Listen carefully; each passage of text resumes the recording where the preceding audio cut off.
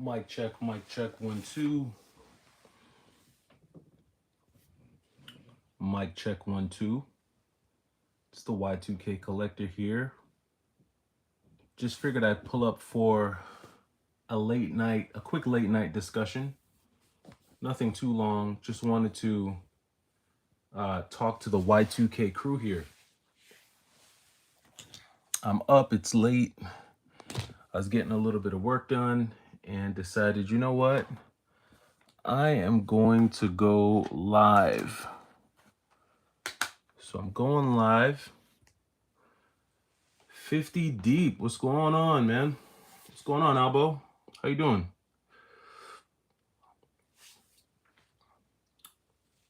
Yeah, just decided to, have a little late night conversation, man. I'm seeing things happening in the world of collecting, not just in video games, but in a lot of areas of collecting. And so I figured it would make for a good discussion. Figured we'd have a good 20-minute, 30-minute discussion here just with regards to,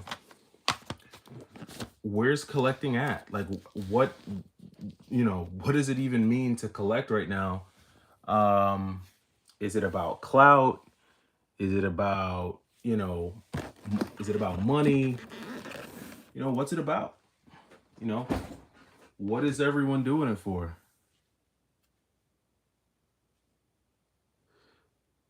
Yeah, this that Xbox that you just saw, that was an Xbox that I picked up a couple of months ago. I got it in a trade. It was complete in box, so I figured, what, I'll go ahead and snag it. Uh, Honestly, these two games right here were some of the the main reasons why I wanted to get an Xbox. Mainly this Buffy. Um, I gotta be honest, man. If you were like a kid or like a preteen in like the late '90s, 2000s, you watch shows like Angel, Buffy the Vampire Slayer. Um, my sister, she was a big fan of Charmed. She watched that show.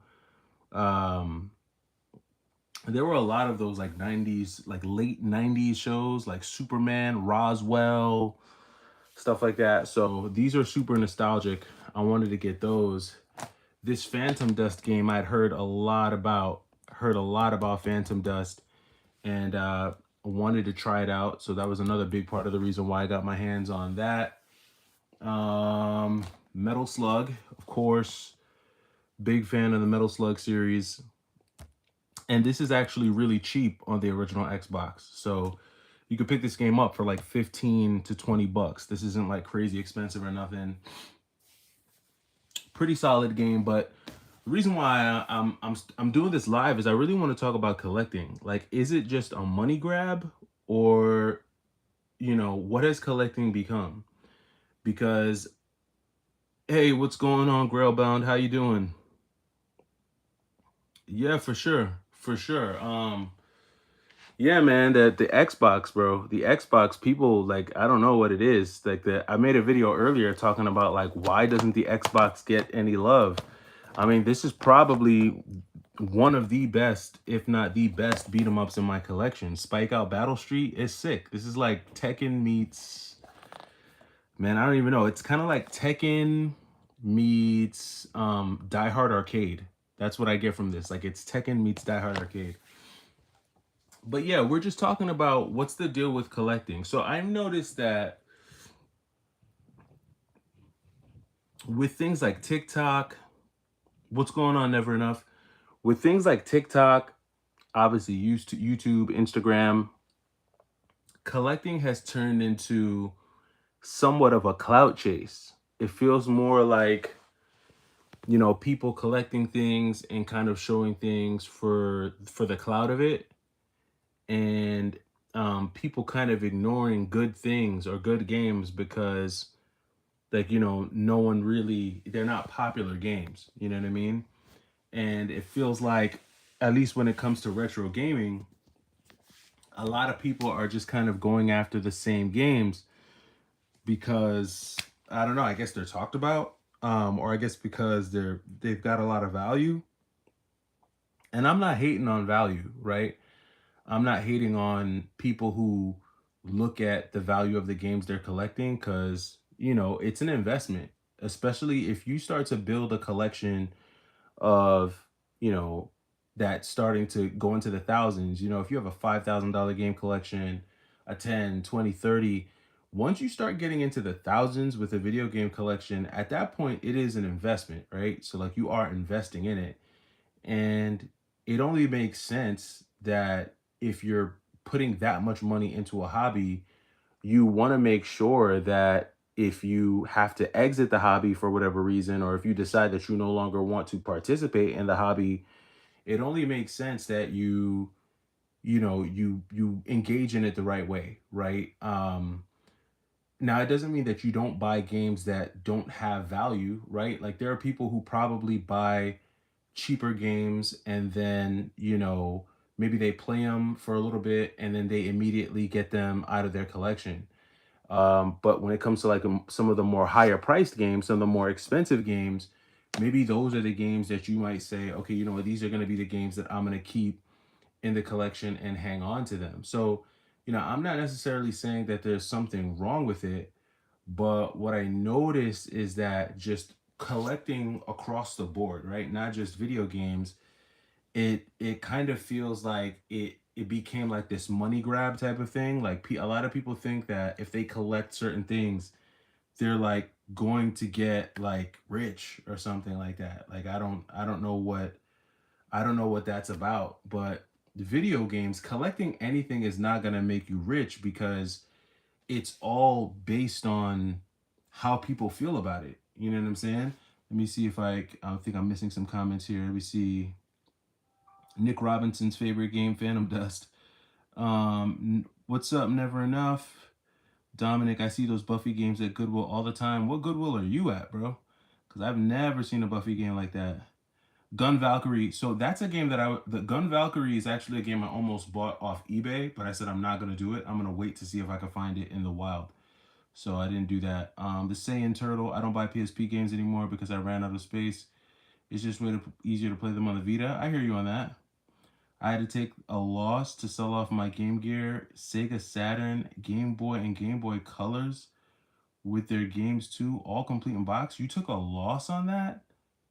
Tough Rusbay. Where did you sell that at?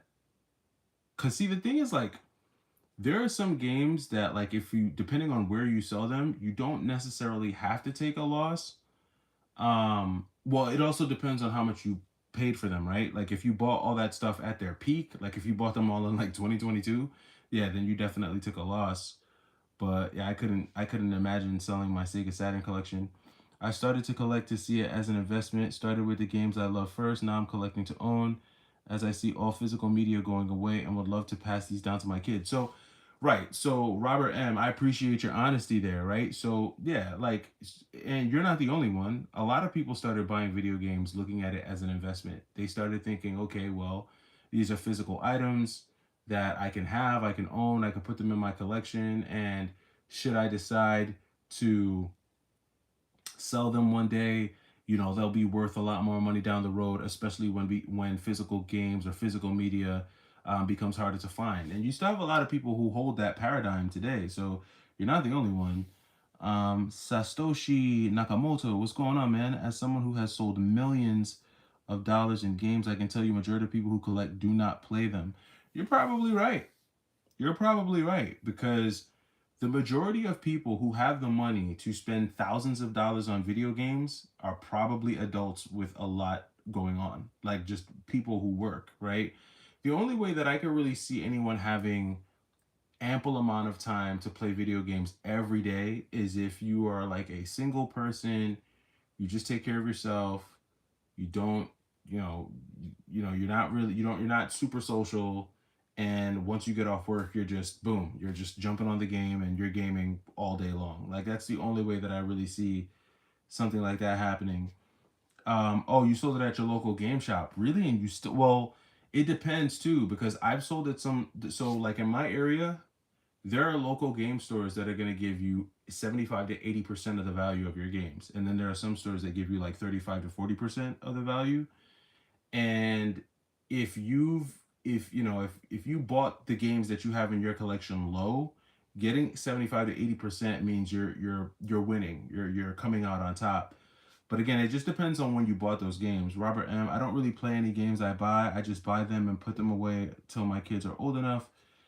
Except for some Switch One games. Just bought Blasphemy, even though I have it on Steam. Yeah, if you, I think you mean Blasphemous, and that's like my favorite Switch game of all time. Honestly, Blasphemous probably is my favorite Switch game. I really like that game.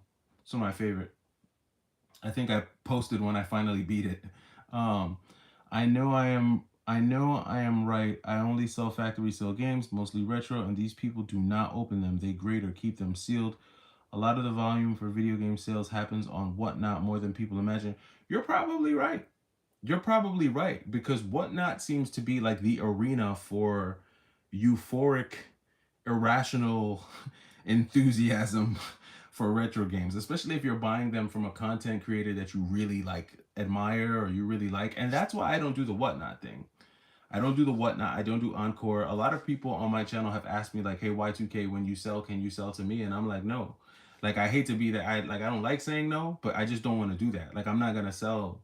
I'm gonna find a random guy and just sell to them. I don't use my audience for that.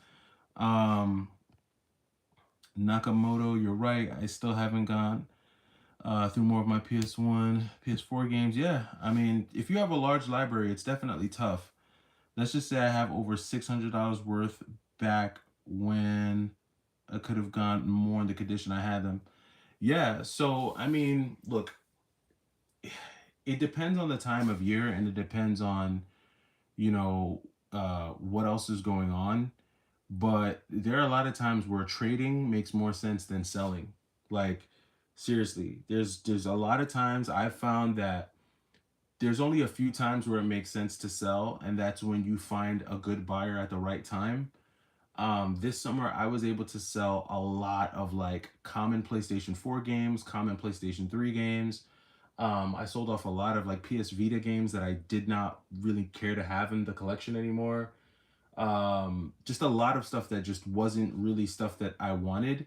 And it was also a lot of stuff that had I taken to a game store, I probably would have eaten a major loss. But just my timing was right. I found someone who was actually on their way, I think, to the Long Island Retro Expo, and I think they saw they saw the lot that I had, and I think they just wanted to pick them up and kind of roll that way. In terms of gameplay, I don't think so. In my opinion, I don't think the Otogi games play like Blood Will Tell. Blood Will Tell feels a lot like I know it's like an action adventure game, but it kind of feels like a boss rush battle game.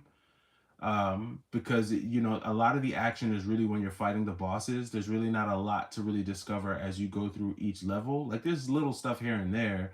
There's certain levels of exploration, but you got to go deeper into Blood Will Tell to like get into that because that's when you find I think like the little boy, and you can use him to like to explore and search for items and different things like that. Um, Blood Will Tell is multi-layered. That's a very multi-layered, in-depth game with a very vivid story. I mean, damn, you're making me want to go play it right now. Shoot. Like every time I usually play Blood Will Tell around the holidays when I have time to really sink my teeth into it. So it's a lot more in depth. The Otogi games feel a little bit more like one-dimensional. Um, Beautiful games though for that generation. Beautiful games. They feel just more like standard hack and slash to me. Whereas Blood Will Tell just a lot more in depth there. So like between the weapon choices, how you can upgrade, just Blood Will Tell is sick, bro. That's like there's a reason why Blood Will Tell is expensive. Like, and that's the thing. There's a reason why some games are freaking expensive. They're just really good. Like they're really, really good. Like you play them, you're like, shit, this is a good game. Like, damn, I really like this game. Um, I mean, I tried to play as much as I did during the pandemic, and I went through a decent chunk of PS4 games, some PS3. Yeah, I mean, yeah. Look, I played a lot of PlayStation 1 during the pandemic. A lot of Dreamcast, a lot of PlayStation 1. Dreamcast and PlayStation 1 for sure. Sega Saturn, I played a lot. Would you say spending 100 to 200 every few days on retro games is considered an addiction? Man, I don't know. Like if you got it like that, like if you got it like that, you got it like that. I wouldn't do it though. Um, there's a lot of things. There's a lot of other things that I want to do. Um, and so blowing that much money on games, just I couldn't see myself doing it. YouTubers like CatRP, Retro Rick, and the others kind of ruined the retro game collection scene, turned everybody into resellers. I think I think what those guys did, right? Like Phoenix Resale, Caterpie, Retro Rick, they exposed the value of video games. They showed the world, hey, if you can buy these things for cheap and sell them for high and build a business off of it. And those three guys in particular did just that. They went, took their models, and built businesses. Like Retro Rick owns an actual game store. Phoenix Resale just opened a game store. Chase, after the right price, I don't think he has a game store, but he's got what seems to be a very viable online video game reselling business. You know what I mean? And so when it comes to like collecting for clout, I think that, or just like a cash grab, when people just do it or in it for the money, where their influence comes in is they get online and they tell everyone what the expensive games are. You know what I mean? And then it becomes for resellers, it becomes a thing of like, man, I want to, I want to get that so I can resell it, or I want to get that low so I can resell it. And for collectors or people who are on YouTube, they look at that and they say like, well, I want to have it for the clout. I want to have it for, and they might not even like the game. Like they don't even like the game, but they just get it because it is what it is. They want to have something to show their friends. I think it really just depends. It really just depends. Jackbait, pretty much best to get the games you like one time, play through them, and then buy another. Yeah, I bought Klonoa for 350.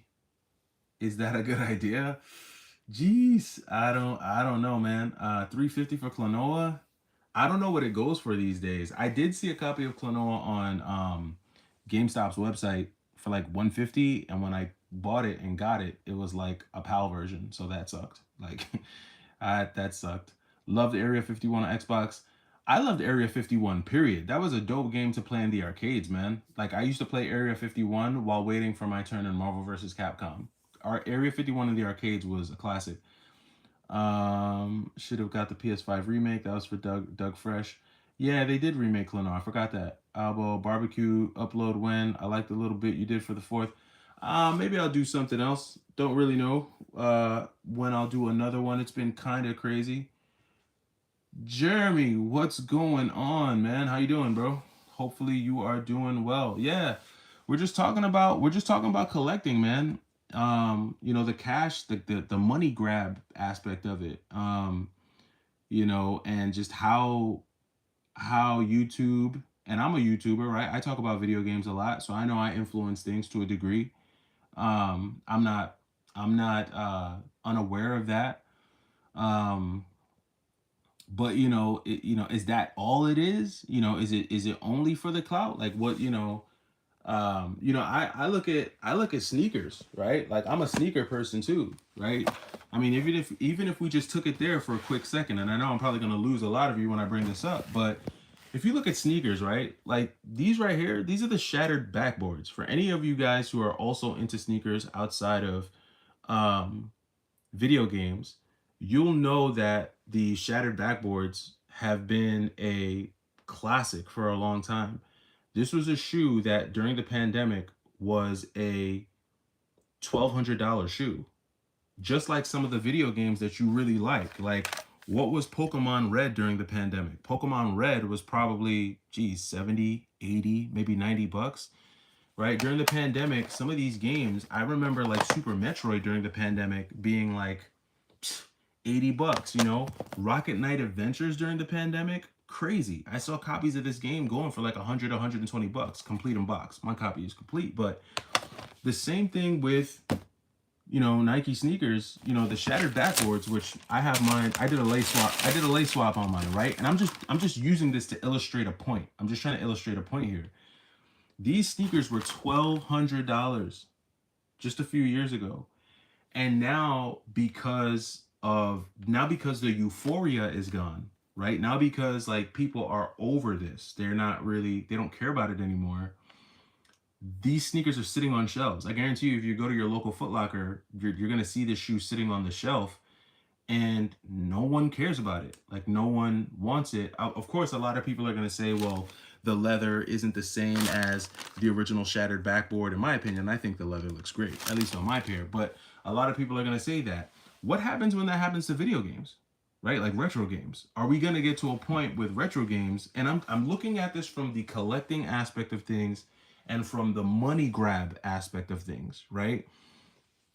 Can we see a day where you walk into GameStop and there's copies of rare retro games just sitting on the shelf because no one really cares anymore, and GameStop is then forced to reduce the price of retro games because no one cares anymore, right? Because we're seeing it happen with sneakers, and I don't know which collecting hobby is longer. I don't know if people have been collecting sneakers longer or if people have been collecting video games longer, right? Like, I don't know who's the leader here, right?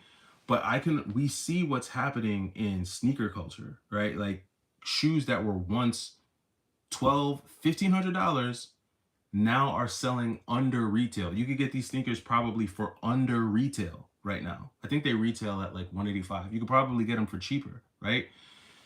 Are we going to see something like that happen with retro games once the euphoria is gone? Because the euphoria is gone for sneakers. I mean, another example right here.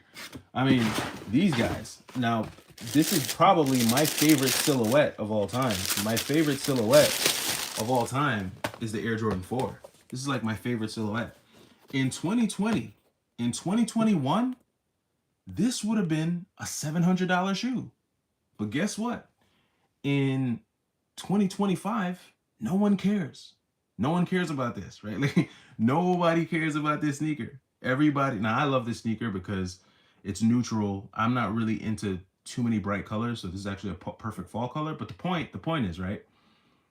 No one cares. This is a sneaker that's probably going to go to the outlets. This sneaker will probably sell for like 50% off because no one cares. And I'm just sitting back here as I look at collecting culture, and I'm saying to myself, okay, wait. Will there be a day when the euphoria is gone? When all the people who are looking at retro video games as a money grab are gone? That's where I'm at. Let me see. I want to catch up on some of these comments here. Satoshi said, the rare finds you used to find don't exist anymore because 100 times more people are seeking for items. Yeah, you're absolutely right. You're absolutely right. The competition is crazy. Like, forget it. Like, unless you have a plug or an in, the competition is crazy. Lead Lover says, yes, nowadays it's all a money grab. Corpos, nostalgia, desperation for money, and fake comfort that turns into insecurity. Ooh, that's a good topic right there. Fake comfort that turns into insecurity. That's a big one. Doug Fresh is Y2K. Is it okay if I will message you on IG, show you my pickups? I mean, yeah, sure, man. Yeah. Sure. That's not a problem. He says Metal Rock Jesus. I think he meant Metal Jesus Rocks. And Radical already talked about the best games for every console they own. So in a way, they're the symptom for making games more. Okay, but so here's the thing with Radical Reggie. I don't know about Metal Jesus. Like, I don't know about Metal Jesus. I'm just gonna speak with regards to Radical Reggie, or I guess you could talk about them both. Radical Reggie, like, actually plays like his games. That's part one. Part two, Radical Reggie has a type. You know what I'm saying? Like, he's not one of those guys that, at least from my perspective, you guys could correct me in the comments if I'm wrong, but Radical Reggie, from what I've observed, has a very specific niche that he goes for. He likes beat 'em ups, shoot 'em ups, action platformers. He likes certain RPGs like the Lunar series, maybe like he's not a heavy RPG guy, at least not from what I've seen. He'll play RPGs. But and then, you know, obviously shoot 'em ups, beat 'em ups, and then he's into like the whole homebrew scene. He kind of likes the homebrew stuff.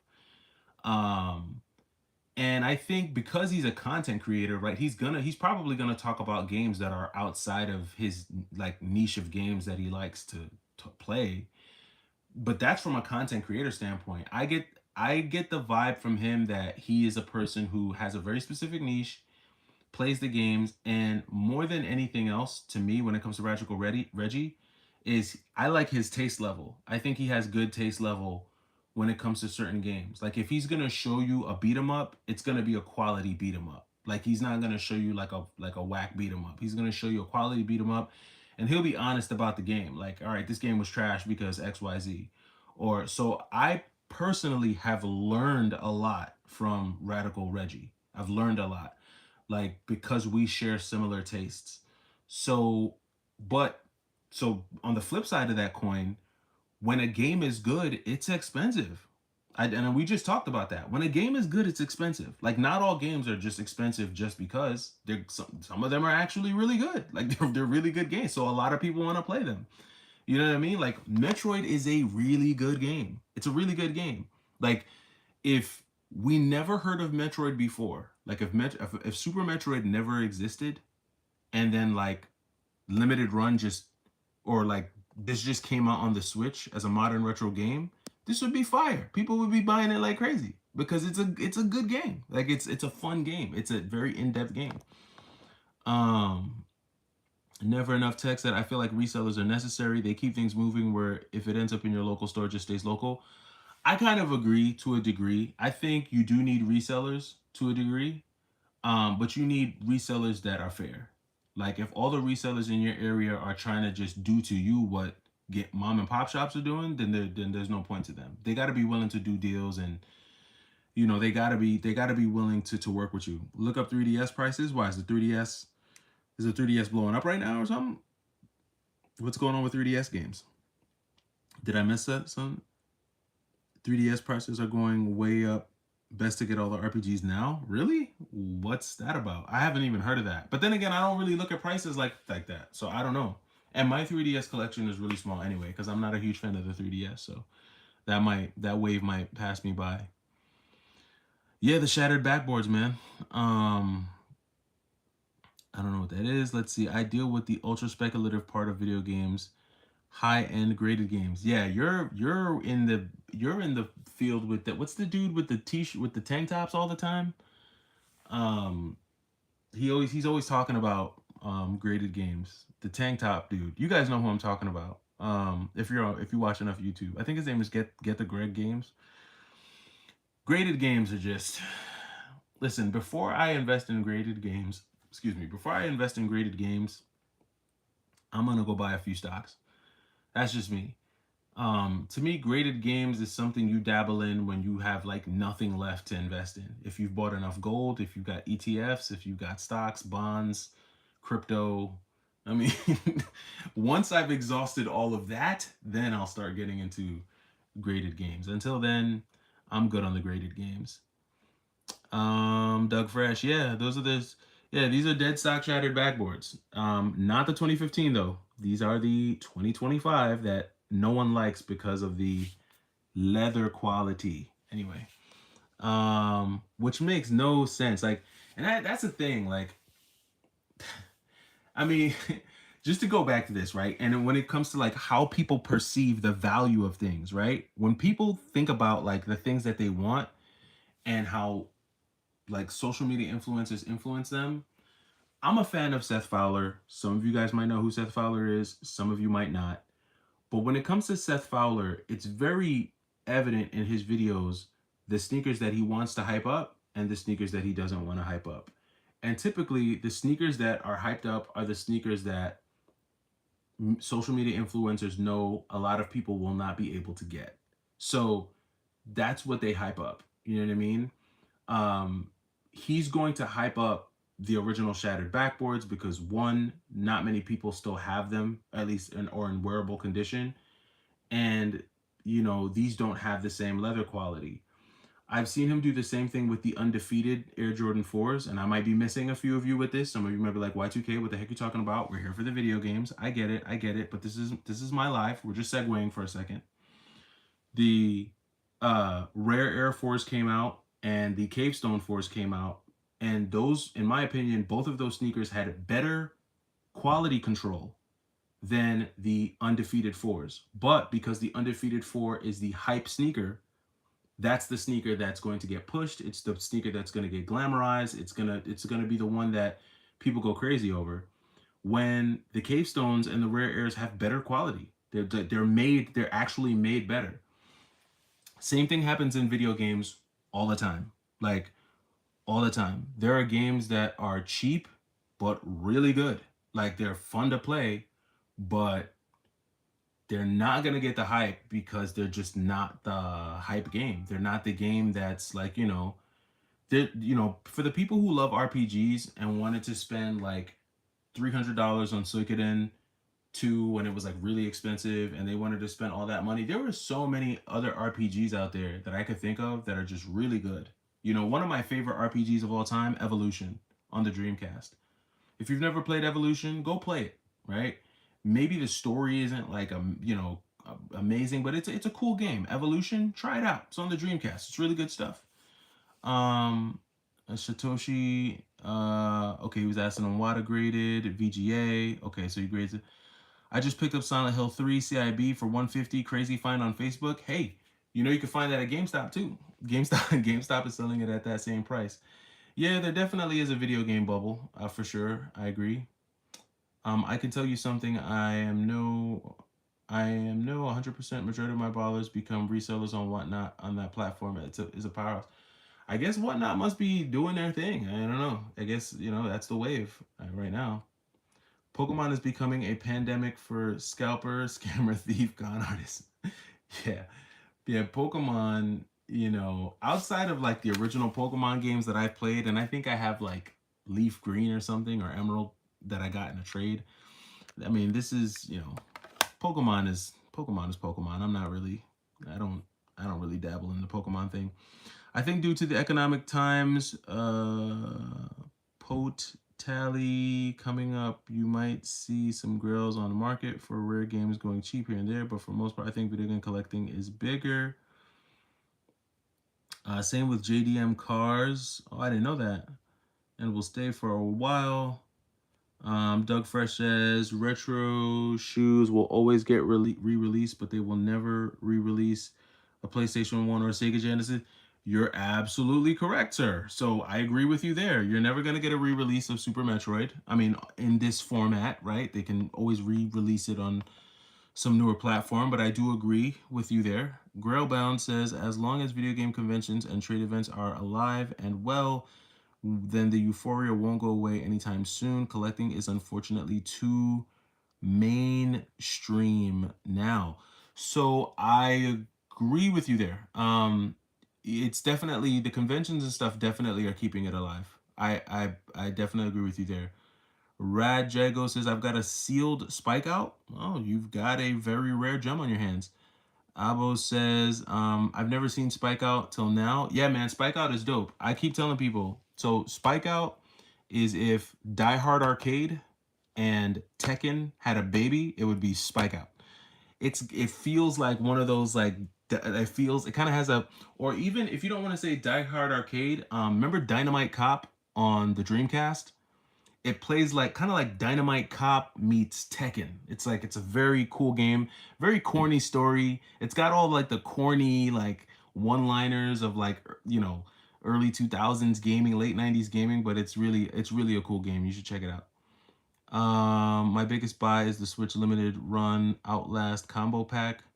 I'm not sure. I don't know if I've heard of that. I might have missed that. You need a cleaner Super Metroid. So this is actually my second copy of Super Metroid. I actually have look, you're talking about that sticker residue? Yeah, this one is kind of rough. But I actually have I have the player's choice version. So this was the one that I got because I wanted the standard version. I know that's dumb. I really shouldn't have two copies of Super Metroid, but I do. My local reseller wants a PlayStation 4 for 1K? What? 1K? What kind of PlayStation 4 is it? What does it do? That sounds like a lot. What? 1K? What the hell is that about? That doesn't even make no sense. Brad Jago says Spike Out isn't great. It had a really limited release. I bought the only copy I could find within 20 miles on the day of the release. Regular or limited edition. Yeah, that's what I'm thinking. Like, what kind of PlayStation 4 is that? Just a regular with no. Okay, so he's bugging then. He's just. when people do stuff like that, you're out of touch, bro. Like I don't even, if I go on any platform and I see a person selling a game for a ridiculous price, I'm just like, you're completely out of touch. You gotta touch grass. Oh yeah, get the great games. Yeah, that's what I was talking about. The guy with he always has the wife beaters on. Yeah, don't care for that dude or the subject matter. All day, every day. Hey, appreciate that, man. Okay, so got a super chat. He says, "What are your 5 must-haves on the PlayStation 2?" Really good question. Okay, so first is gonna be Blood Will Tell. Second is gonna be Samurai Western, although I don't play it that much. I do need to play it more. Blood Will Tell, Samurai Western. Just trying to think. So I'm trying to think. Oh, the Red Star. So the Red Star is really cool. Like if you've never played the Red Star, I would recommend you checking that one out. It's a very good game. Um, Let me think. PlayStation 2, the Red Star. Okay, this one is gonna be kind of funny, and it's just coming to me top of mind right now. But Musashi, it's the sequel to Brave Fencer Musashi that came out on the PlayStation 1, but Musashi is definitely up there. And what is the last one? I should have a shoot 'em up in there, right? At least one. Um, I'm gonna say Urban Rain, even though I don't think it's Urban Rain, but I'm gonna put Urban Rain in there. But Blood Will Tell, Samurai Western for sure. Those are like two that I really like. I want Cannon Spike so bad, but I can't justify the price tag for a game that could be completed in 30 minutes. Yeah, it's really short. It is really short. That's true. Like it's not a long game at all. It's hard to get a clean 30-minute run on Cannon Spike Real Arcade Gem. Yeah, so Cannon Spike is cool. It kind of feels weird like when you play Cannon Spike, especially after playing the PlayStation 2, because it feels like you should have a dual analog for that game, but it's on the Dreamcast, which only has one analog, so it's very interesting. I'd love to know like what those controls would feel like on a controller that has dual analog, but Spike Out is a really cool game. Collector's gonna collect. You're absolutely right about that. Maybe Cannon Spike will end up on a collection. I said Cannon Spike needs to be on it needed to be on that Capcom collection that they're coming out with, like uh the whatever next Capcom collection that comes out. They need to include Misadventures of Trombone, Cannon Spike, the Mega Man Legends games. They need to do something like that. Are you gonna get the 5 Fire Red Black Tongue? No, I'm not getting those. I'm not getting those Jordans. I'm not like, I wouldn't wear them. And I don't really like light colored Jordans like that. I don't wear like white sneakers like that unless it's like, I don't know. I'm just not gonna get them. Super Mario RPG for the Switch is a good RPG. Yeah, it's pretty good. Time Stalkers. Ah, yes, Time Stalkers 2. So I agree with you. So I actually have Time Stalkers, and Grandia 2 I beat during the pandemic. Although Grandia deals so much with Grandia 2, it deals too much with like demons and God. You could tell they got their inspiration from like religion with that game, but it's like Grandia 2 is so dramatic. It's like super dramatic game. I generally don't have a GameStop near me. I have to drive 3 hours to get the closest, and I just don't understand the GameStop online stuff. GameStop online is the truth, though. I mean, I'm just gonna pause right here and say GameStop online is the truth. You got to give it a try. It is hit or miss, and it's like a 30% success rate. But when they hit, they hit. I would give it a try. Egg is a good game. I like Egg. I like the when you're. It's interesting because like when you're just like traveling around in Egg, it's like this very good looking like hand drawn 2D sprite based like graphical style. But then once you get into a battle, it goes into like that 3D form. I do like Egg as an RPG. It's interesting. It's an interesting take on an RPG. Um, all day, every day. Humankind is fragile and easily tricked. That's funny. But this is true. This is true. Is Egg on the Dreamcast worth getting? I heard it was supposed to be like a Zelda clone. I don't know about a Zelda clone. But it's at this point, I don't know what Egg goes for. Like I know when I got it, it was like in the 50s. I don't know what Egg goes for these days. Um, it has to be a $500 million PS4, 500 million PS4 Pro. That's funny. Jordan Scott, what's going on? Do you like any war games? I can't remember the last time I seen a pricey one in my era. War games? I don't really do the war games like the Call of Duties and stuff like that. That's just not my speed. to be quite honest with you. I mean, unless you want to count like the Dynasty Warriors games as war games, I guess. Yeah, then like I'll do the Dynasty Warrior stuff, but that's about it. The arcade version of Spike Out is playable in the last two Yakuza games. Oh, okay, I didn't know that. Dang, that's knowledge to me. One Dreamcast RPG never get North American release is El Dorado Gate. It has 7 disc game and the artwork is from the same. Oh shoot, I gotta look that up. I didn't even know that that was out there. Red Star is nice, bro. It's a good game. It's like a hack and slash meets. It has like shoot 'em up elements to it. Like when you're fighting the boss, it feels like a shoot 'em up, even though it's not. Like the way you have to dodge, it's interesting. Super Mario World Player's Choice. I don't even have that game. Um, the Suffering is a must have for PS2. Suffering is cool. Just Dave, what's going on, man? Been a while. Hope all is, yeah, man. I'm over here chilling, bro. I'm chilling. This live went like 10 minutes longer than I intended for it to, but hey, here we are. Is Gunbird 2 for the Dreamcast worth getting, even if there's a digital download for the Switch? Ooh, that's a really good question. So Gunbird is one of my favorite shoot 'em ups on the Dreamcast. The first favorite shoot 'em up that I have on the Dreamcast is Mars Matrix. So I'll say this: Gunbird is great, but save the money that you would spend on Gunbird. Get the digital download or buy the. I think it's in the. I think it's in the Psycho Shooting Stars collection. I can't remember if it's Alpha or if it's Bravo. It's in one of those two. Get that or download that. Save the money there, and then go get Mars Matrix if you don't already have it. That is a way better shoot 'em up on the Dreamcast than Gunbird 2. I love Gunbird 2. I'm a fan. I'm a big fan of those Capcom shoot 'em ups, but I would go get Mars Matrix instead. Did you end up keeping the Klonoa PAL version? Nah, I got rid of that thing, man. Didn't make sense. Try Grandia HD. The first game is lighthearted. Yeah, I'm gonna try it. I'm gonna try it out. I'll give it a shot. Charles Hollis, what's going on, man? You ever watch Reserved Investments? He collects nerdy stuff as well as video games, but he's the first to say video games aren't legitimate investments. I will look him up after this. I will go check him out after this for sure.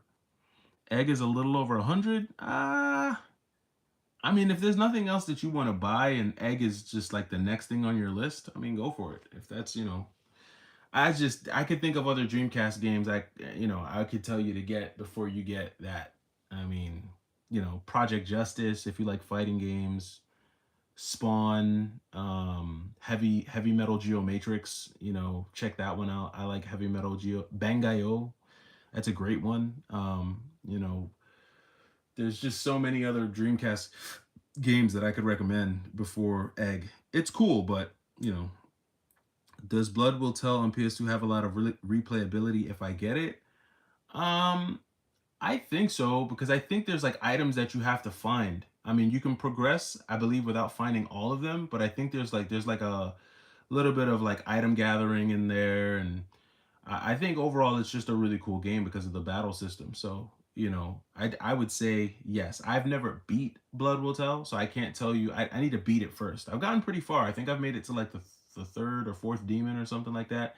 It gets a little gruesome. Some of them PS2 games a little gruesome. Like I played over the holidays. Which one was it? Over the holidays, I started to play Shattered Memories, and I immediately had to turn it off. Like before my kids came in the room, I was like, I got to turn this off, man.